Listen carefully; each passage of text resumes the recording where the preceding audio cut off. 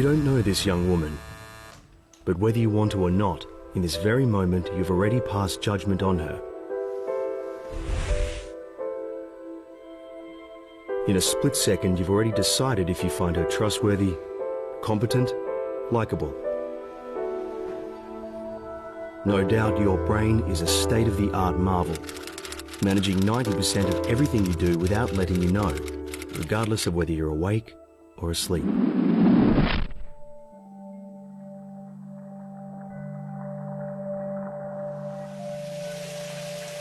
When you think you have an idea, your brain has already had that idea. For instance, take a look at this sentence.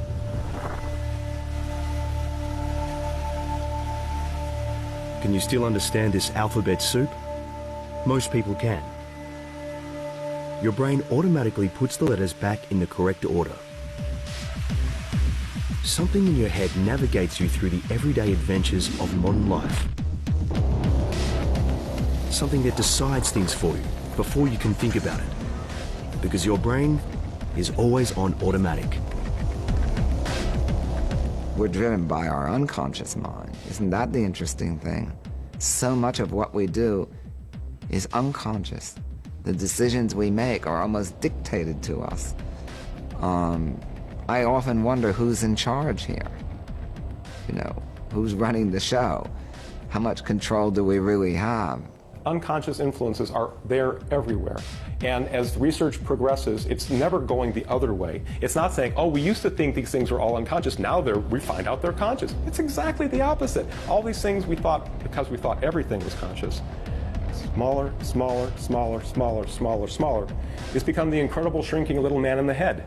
There's all sorts of gaps in our perception and outright confabulations that our brains are making for us in order for us to exist, because it's easier to do that than actually to try and make an accurate representation of the world. It's faster and easier for us to estimate what the world's going to look like because it usually works just fine. However, some people are out to fool us on purpose. People like Apollo Robbins, a magician, and the gentleman thief of the desert town Las Vegas. Apollo not only deceives our eyes, but more importantly, our brains.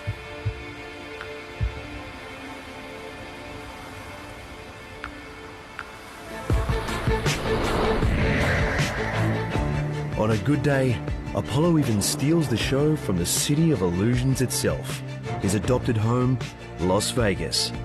Apollo shot to fame in the Caesars Palace Casino. Once he even snatched wallets and watches from Secret Service agents guarding former President Jimmy Carter. Ever since then, Apollo also consults security experts.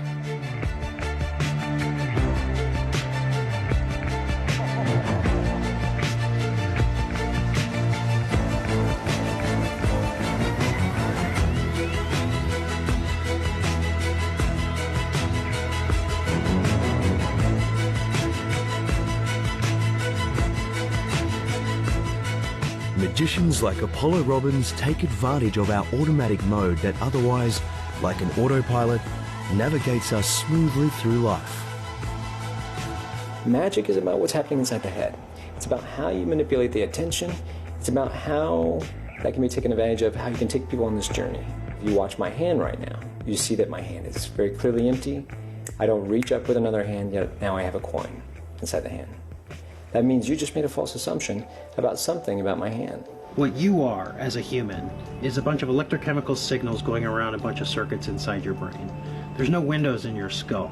Okay? The only way you get information in is through your sensory systems, from your memory, or from your cognition, that is you making it up. Okay?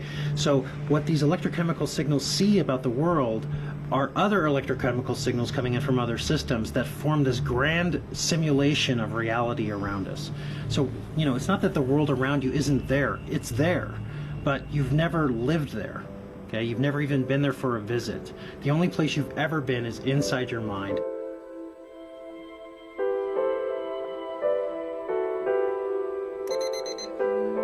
Every morning when we open our eyes, unconscious circuitry conjures a simulation we perceive as our world. In this great illusion, in our mind's eye, the only part we appear to operate actively is where we consciously place our attention.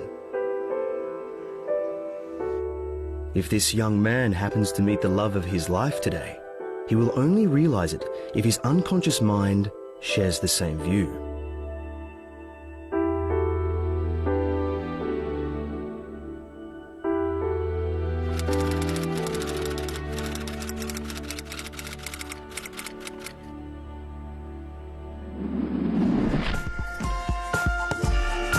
Do you know, for example, how exactly you brush your teeth? No. Your brain attends to such routine things without even bothering you. Your consciousness only switches on for new or important things. That is because we can cope with no more than 4 or 5 units of information at the same time.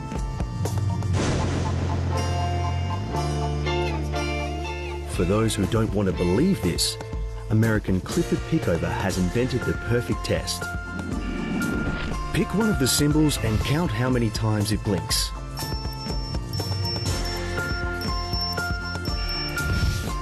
Now pick a card. Take a very close look at it and repeat to yourself the suit and the value 3 times. Then look back at one of the symbols below and count how often it blinks.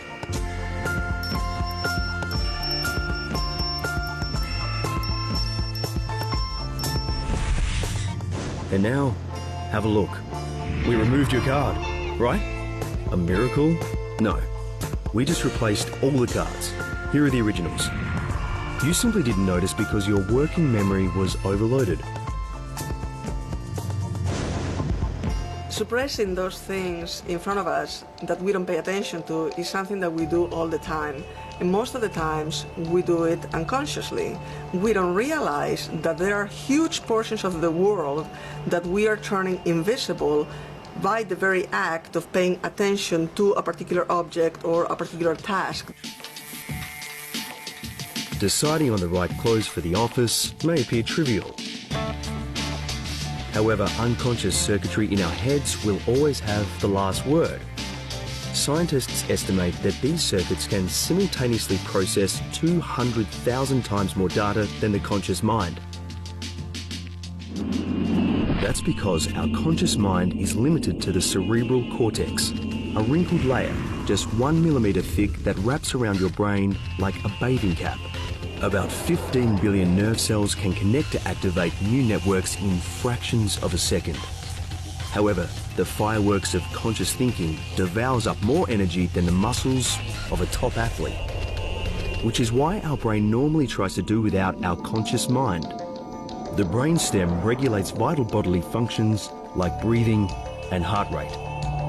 The cerebellum coordinates all motoric routines like walking or grasping. And the limbic system knows us better than we know ourselves because it regulates everything that we feel. And this unconscious filter, the thalamus, is in charge of deciding what is new and important enough to share with us. That's why our brain always seems to know more than we know. Perhaps that's the reason why we have so little influence on that which we are and what we do, and even on what we wear.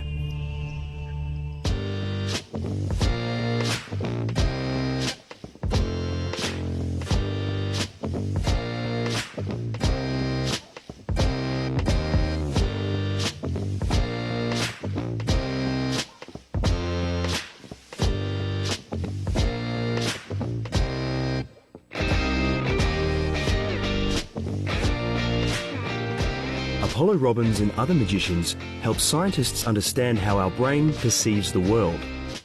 At the Barrow Institute in Phoenix, even the slightest eye movements are captured with these eye trackers. This helps researchers understand why tricks with curved movements work better than straight movements. With curves, the eye automatically follows the hand. With straight line movements, it jumps to the end, which helps uncover the trick. Susana Martinez-Conde and Stephen Macknick have studied dozens of magic tricks. The married research couple says illusions are the rule in our heads, not the exception.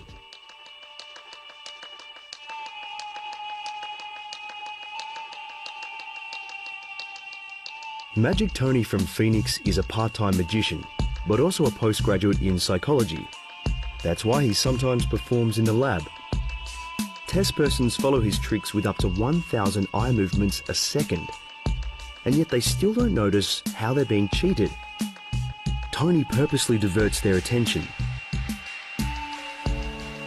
We apparently can't help but follow other people's gazes.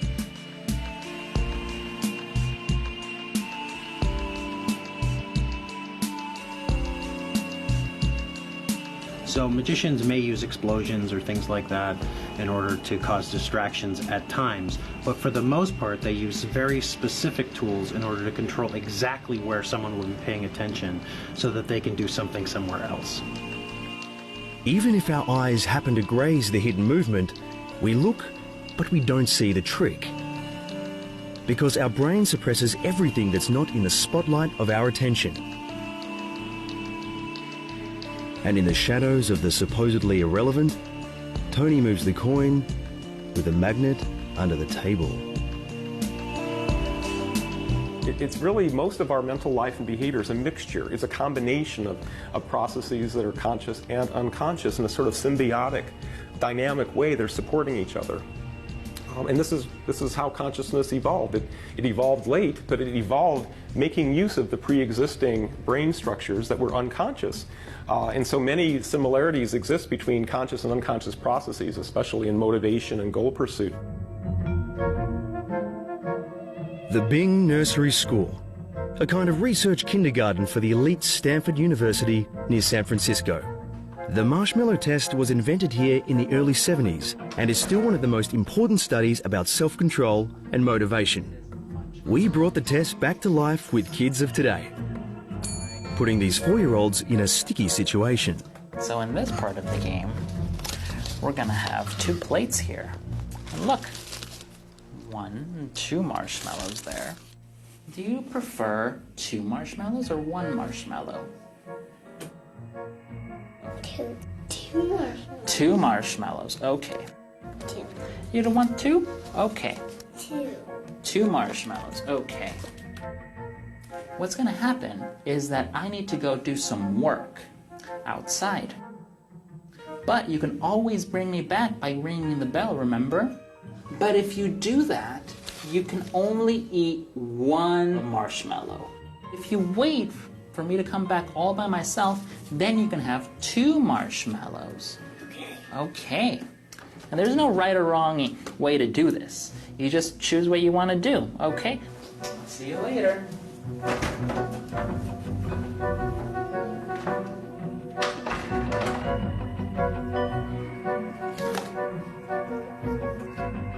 As with the original test, something in the children's heads switches to automatic. Each of the 4-year-olds develop their own unconscious strategy in order to resist temptation.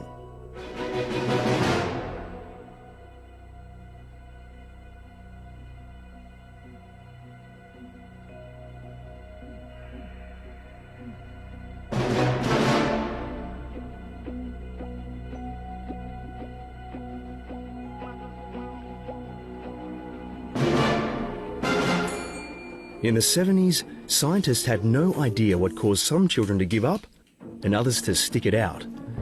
But it's a surprisingly simple trick of our unconscious mind.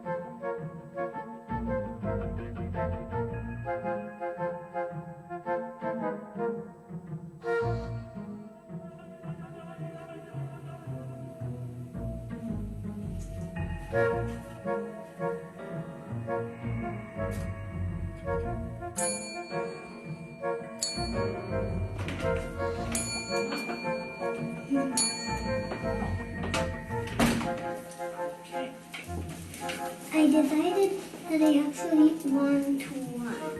Okay. Yeah, you rung the bell, so you get to eat this one. You get to eat one. Is that yummy? Very yummy.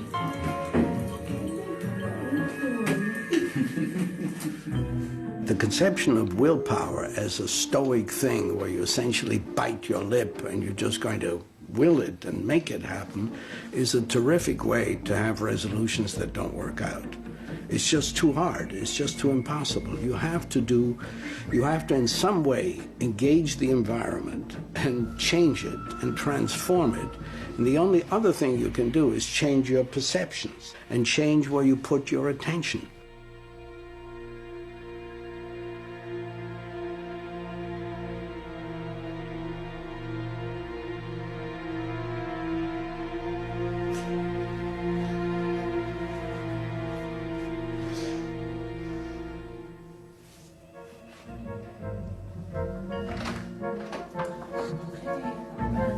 Today, the preschoolers tested in the early 70s are over 40 years old. From ongoing interviews, researchers found those who at the age of 4 were able to wait went on to have better results on college entry exams, earn much more money, have happier marriages, and are healthier than those who immediately devoured the marshmallow.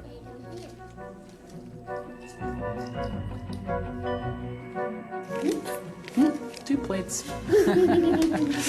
All right, well, we're all done. Thanks for playing.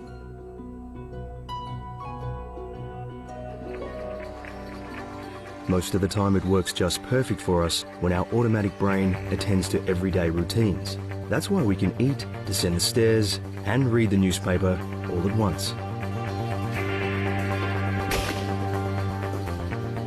Our unconscious tells us what we want for breakfast and whether we'd rather have coffee or tea before we even think about it. It analyzes spectacular amounts of data in milliseconds. It's far more complex than any deliberate decision of the conscious mind. But we don't notice this ocean of the unconscious because it is only conscious thinking that taxes us, and this makes us believe that our intellect rules the world.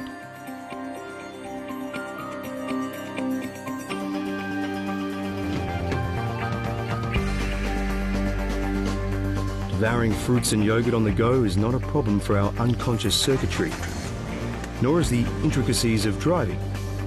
If we had to constantly think about our hands and feet as if it was our first driving lesson, most of us would rather take the train.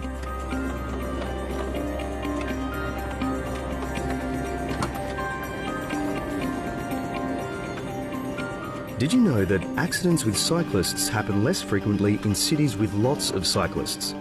The more often we are confronted with them, the better our autopilot can deal with them. With new dangers, in contrast, our heads switch over to reasoning. That makes us much more flexible, but also much slower. Interestingly, we always live in the past, as everything we consciously perceive has already passed by at least a third of a second. This delay of consciousness has huge consequences, especially regarding our reaction time in road traffic. Interestingly, we do not consciously perceive this delay. We do not experience the work of our unconscious mind. We believe we experience it immediately.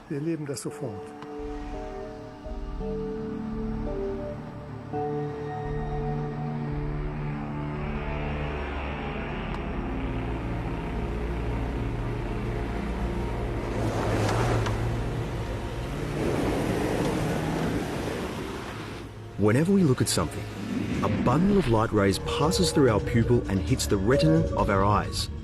The new data is encrypted into millions of nerve impulses that race along the optic nerve. 50 milliseconds later, they hit the nerve cells in the thalamus, the gatekeeper of our consciousness.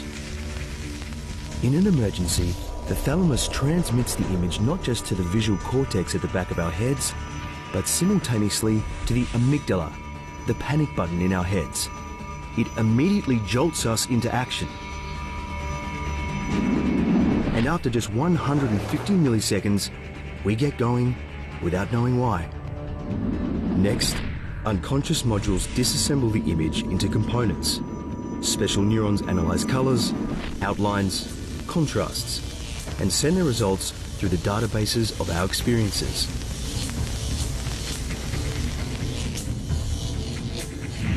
From the visual cortex at the back of our heads to the frontal lobe, here, in a flash, all bits and pieces are reassembled to a meaningful image and transmitted back to the visual cortex. Now, from this moment on, we can consciously see the image. A child running after a ball out onto the street, pre-evaluated and projected 300 milliseconds into the future. Which is the simple reason why Martha is able to catch the boy in the nick of time. If you hold your thumb out at arm's length with your elbow straight and you look at your thumbnail, that size of your thumbnail is about 1 degree of visual angle, okay?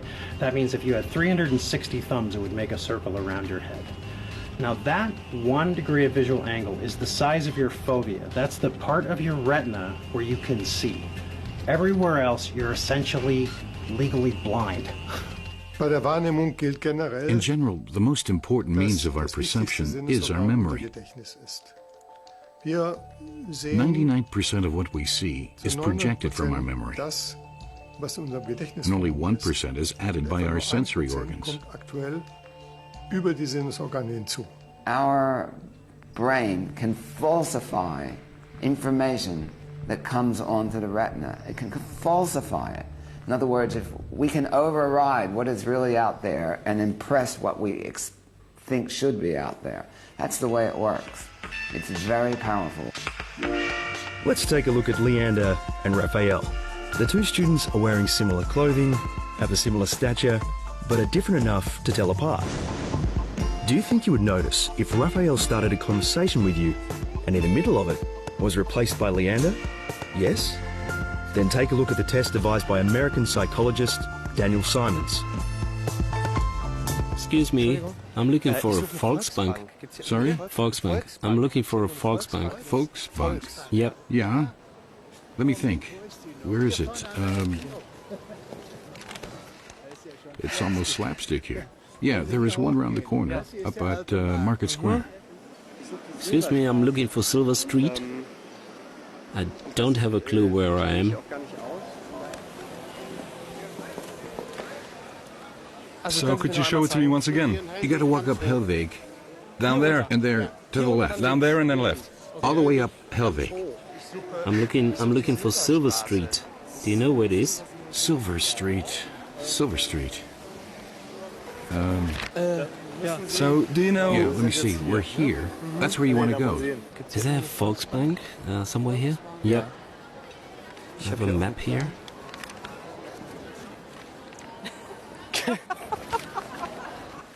I'm looking for Silver Street. I'm looking for Silver Street. I have to admit I'm not from here either. Uh-huh. Okay, so Silver Street. In case you think we faked this experiment, it first took place on an American university campus in 1998. It has since been conducted countless times, and in all the tests, more than half of the people approached didn't notice anything at all.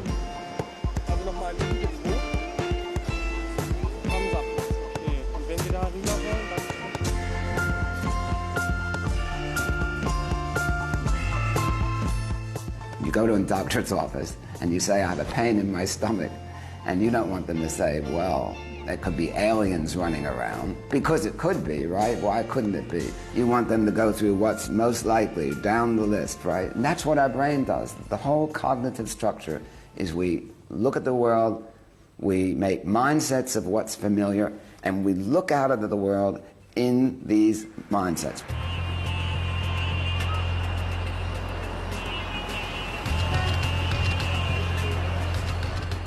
Our world is getting more and more complex. An American psychologist calculated that today the human brain can simultaneously absorb 11 million units of information. However, we're only consciously aware of a maximum of 40. That's why New York is exhausting when we first visit it. But the more often we venture into places like Times Square, the more at ease we feel with it. That's because we shift to autopilot, and our brain fades out what is considered irrelevant or familiar.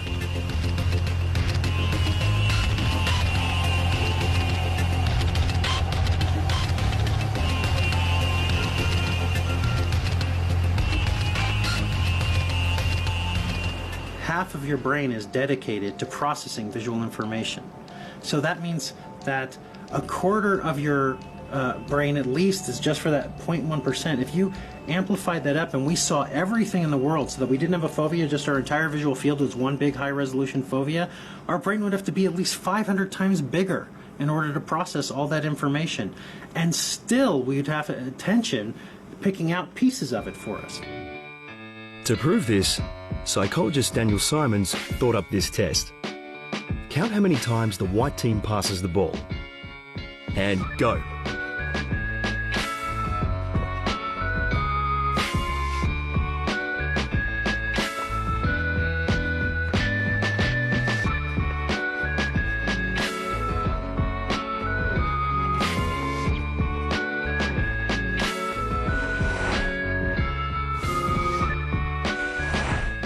Even if you did happen to notice something, half of all test persons overlooked the gorilla. They were blind to the black gorilla because they were too busy counting the white team's passes.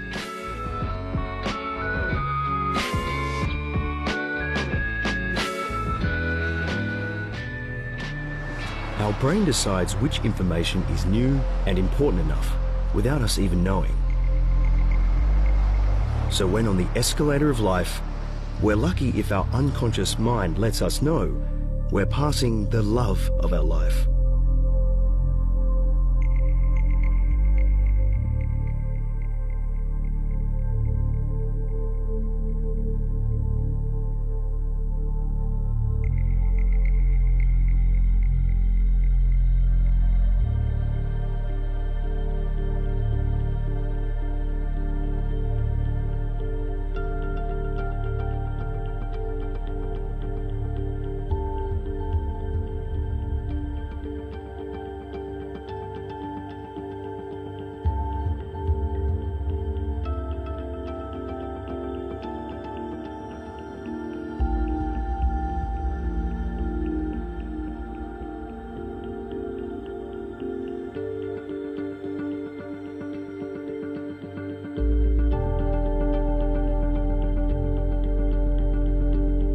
What the unconscious specializes in is the present.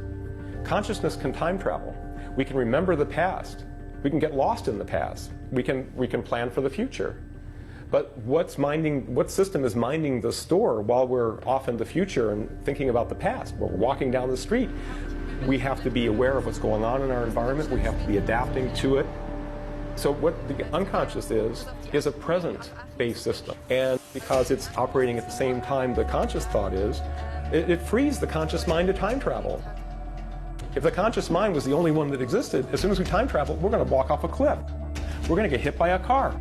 We're going to have all these other things happen to us because we're not minding the present. And the present is a dangerous thing. Hast du die nicht? Du hast sie doch. Pass auf, ich schicke sie dir per SMS, ja? Bis gleich. Tschüss.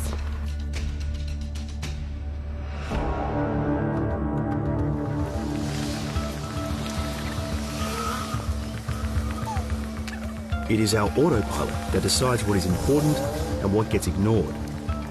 That's why we don't notice that our brain blanks out the grip of our sunglasses, as long as they don't move on our heads. We get so used to them, we even have to check to make sure they're still there.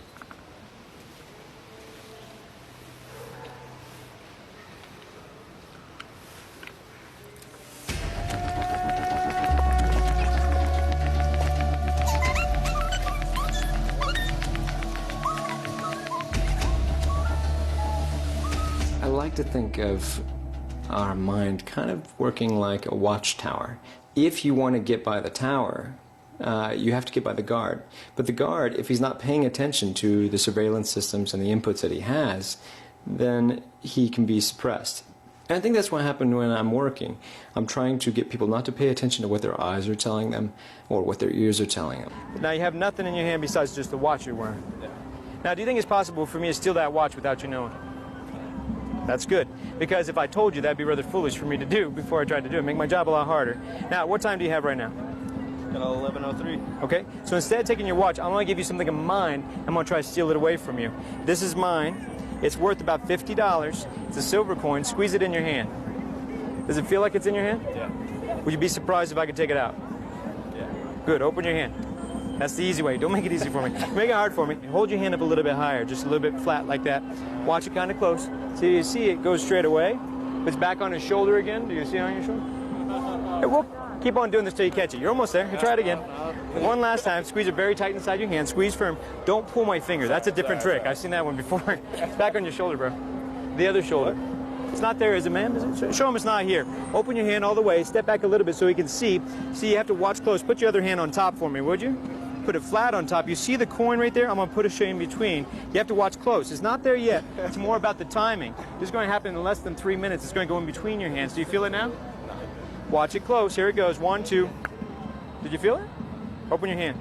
Well, I guess we ended up with a watch instead, didn't we? And that was less than 3 minutes. I think I told you about this, didn't I? This guy. You can take the watch along with a big round of applause from all your new fans. You're awesome, man. Thank you very much. Thank you.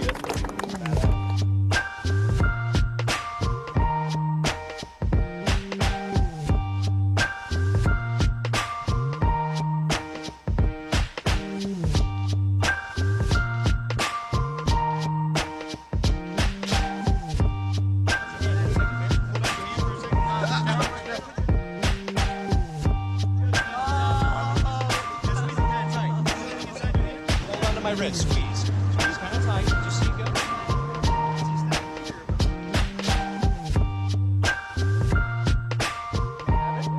See, it's back on your shoulder, Brendan? Not yet. It's the other shoulder, that's why. Does it feel like it's inside your hand? Show him it's definitely not there. You have to watch close. This trick's more about the timing.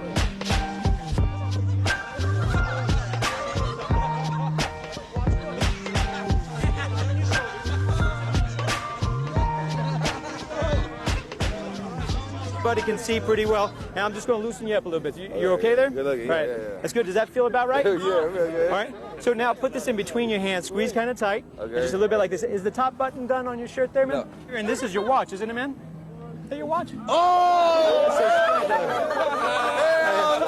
That looks just like your watch, doesn't it? That's so strange. Is this your watch? Yeah. What's your name? Ben. Ben, I appreciate the donation. You've been wonderful, man. In fact, we had picked up something special. We got your tie. Oh, shit. I believe that's your tie, isn't it, man? Right. Sorry about that. Let's put that over your neck. All right. And in fact, we all got together to pay you for your time. I believe this is your cash. Was that your Because I think these are all the ones that were inside the pack. Oh, I've seen it all happen. Let's put it all here in a safe spot. That's you, bro. It's the best watch we can find on short notice. That looks a lot like yours.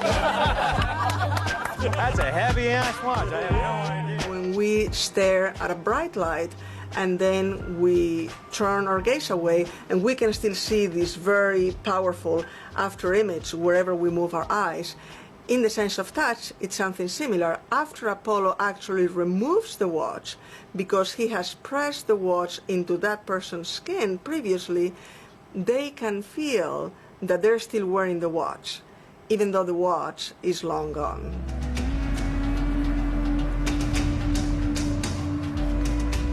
We can dreamwalk effortlessly through our world only because every experience leaves an imprint in our unconscious memory.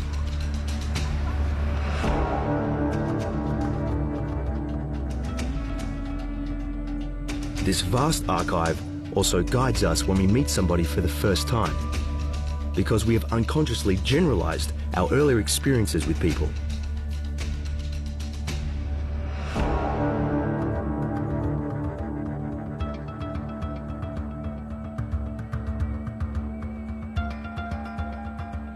Less than 100 millisecond exposure to a face, novel face you've never seen before, is sufficient for people to make all kinds of decisions, like whether the person is trustworthy, whether the person is competent.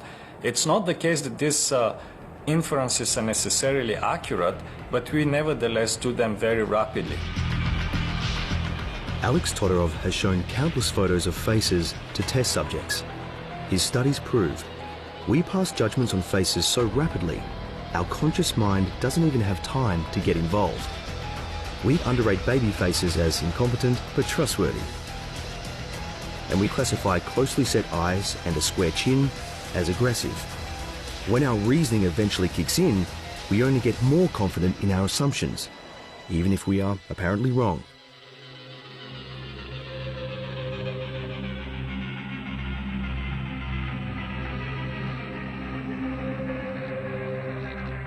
Even if you don't intend to make judgments, even if you don't have the intention to evaluate the faces, nevertheless your brain is categorizing the faces, putting the face into specific categories. So in that sense, a lot of the processing is, one could describe as automatic. I'm behind it looking out. I'm not seeing my face.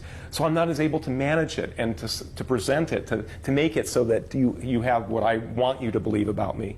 And this is the classic domain of nonverbal communication, and the face is hugely important. It's so powerful, but we're just starting with Todorov's work and some other people. We're just starting to realize how powerful it is, and it's very hard to shake.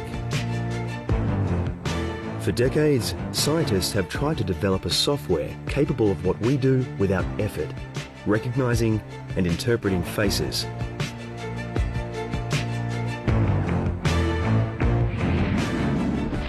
This specific module in the right temporal lobe is in charge of scanning faces. It takes only fractions of a second to match a face in front of you with your internal database of faces. Provided that the emotional records department in our insular cortex has marked the face with an emotion. Sometimes, we even recognize a face we've seen only once.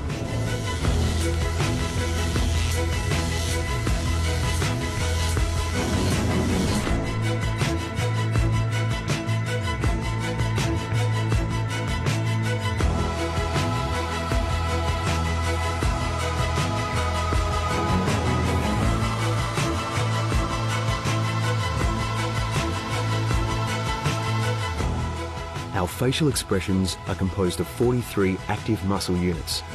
If we look at all the possible combinations, it adds up to 3,000 meaningful facial expressions.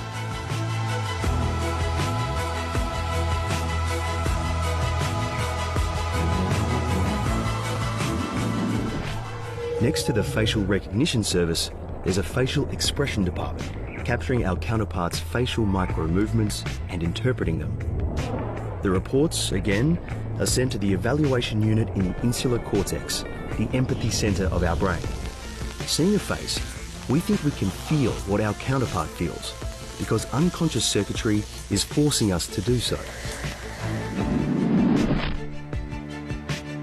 But we can neither put it in words nor control it.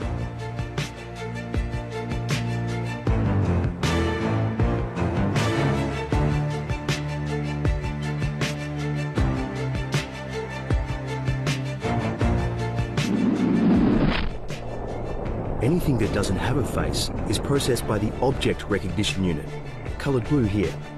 Autistic people also use the object unit when looking at a human face. For them, a face is just like a chair. That's why they seem to be blind to other people's emotions. We, in contrast, sometimes read too much into a face.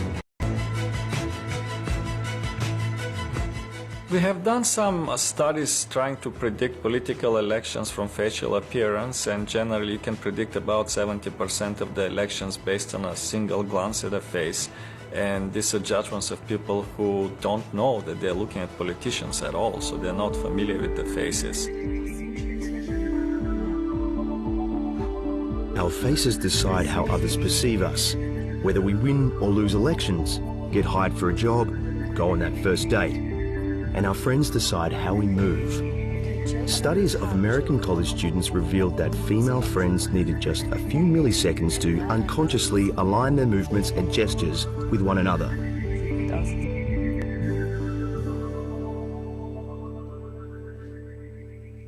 When a person sees, without maybe even realizing it, you're doing the same thing they're doing, or having the same body posture, or same emotional reaction on your face to the same news, they think you're like them. They see similarity. They see you're reacting the same way they do. It actually increases empathy and bonding between people.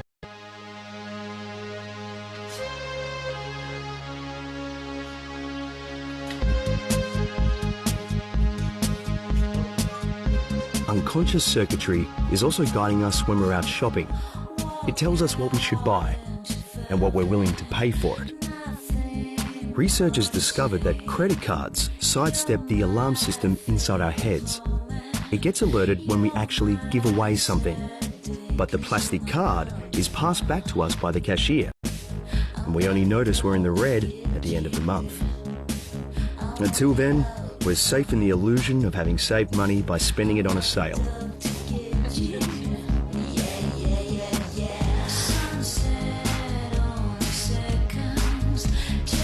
We experience illusions all the time.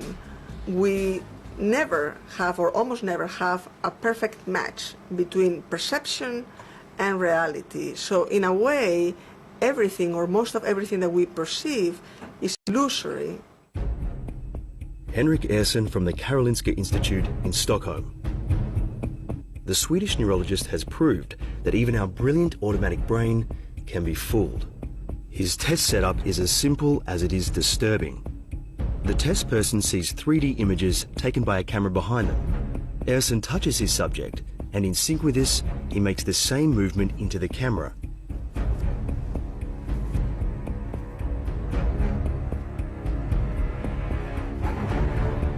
It may sound incredible, but the touch and the 3D image are apparently merged by our unconscious into one. And even if the test subject's conscious mind clearly recognizes the illusion, the sensation still cannot be denied.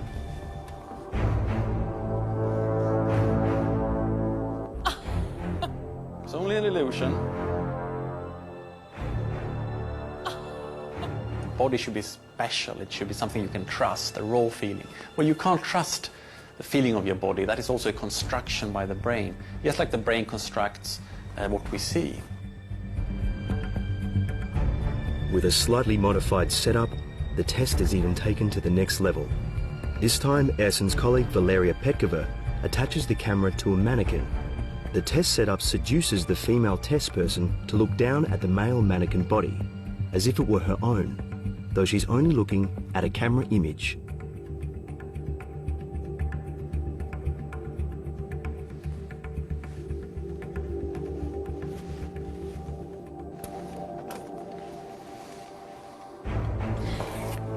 The stronger a subject reacts to touch, the more perfect the body swap works, no matter how absurd.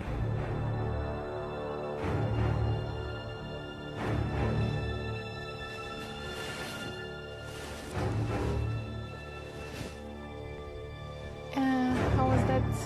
How did you feel? How did it feel? Was it too disturbing? Yeah, because it really completely feels it's my body and you wanted to cut me. We can take a little We pause. can take a break, yeah.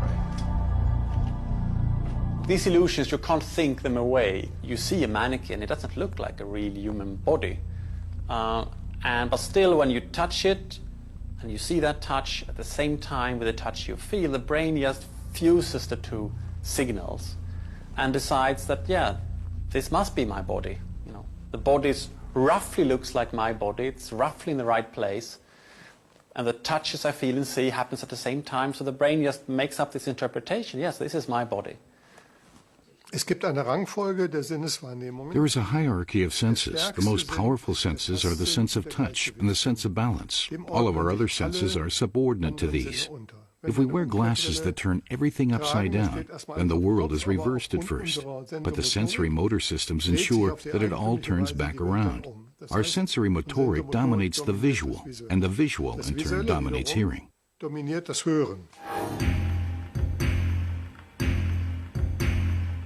Don't believe it? Then take a moment to test the McGurk effect.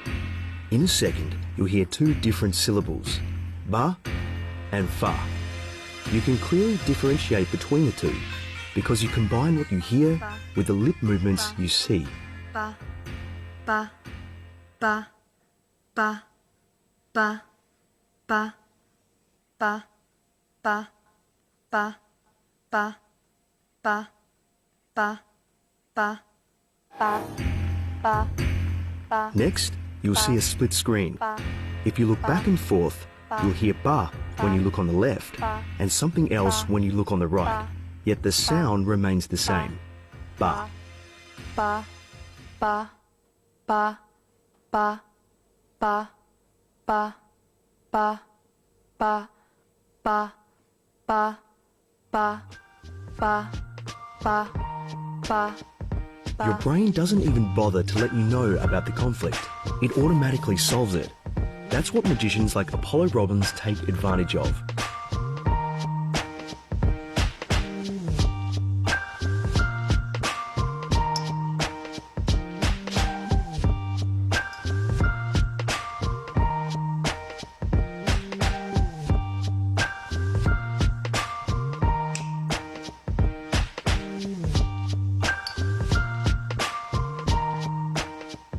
You wouldn't even uncover Apollo's trick if you rewound the film. And the more you try, the less you notice. The shell game doesn't work unless you have an emotional investment. So when you're just watching this and you take a shotgun guess, I think it's under number 2, yes, you may be right. But if you have a vested interest, where there's money on the table, you're going to prioritize where you choose, and that's where you can be taken advantage of.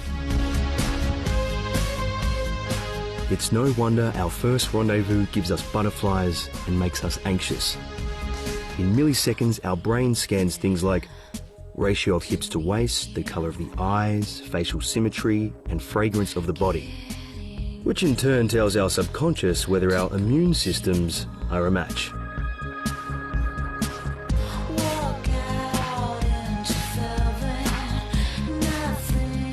Researchers today know we're more likely to fall in love with people who are like us. We even tend to fall for partners with the same width of the nose, and for those who are roughly as smart as we are. 90% of our emotional communication is non-verbal, and the more a person imitates subconsciously our gestures and facial expressions, the more we like that person.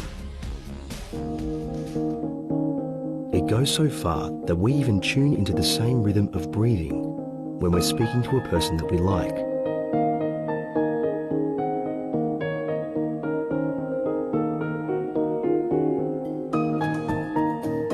In order for us to fall in love, our brain eagerly pours out hormones, clouding our judgment and making us downright addicted. Then, we only have one goal, being close to that person.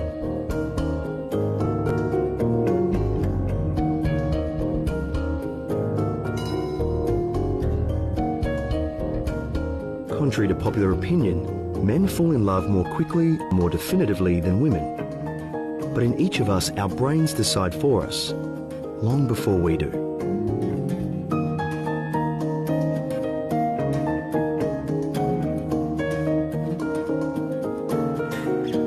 That's why there's an automatic error monitoring system in our heads that registers every mishap before it occurs.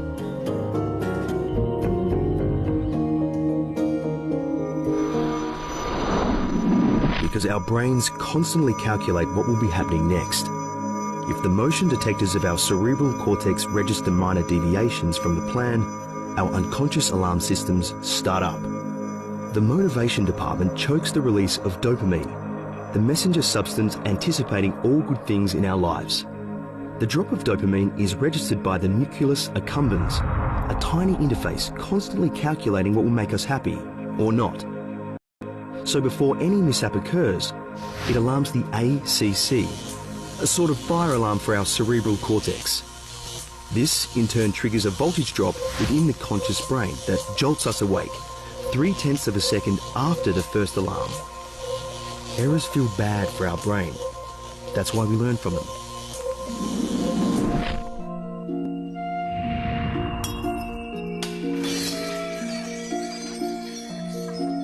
In the next episode, you'll find out if things get really serious with our new love-struck couple, or if Martha and Jake's happiness is fragile.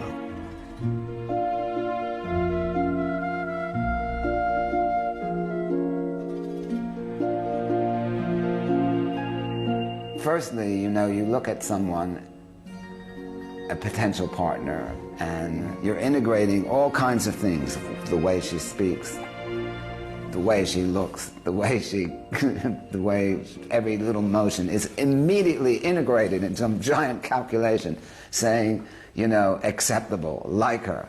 And, you know, I find that interesting. You meet someone on the train and they're your partner and 1 week later.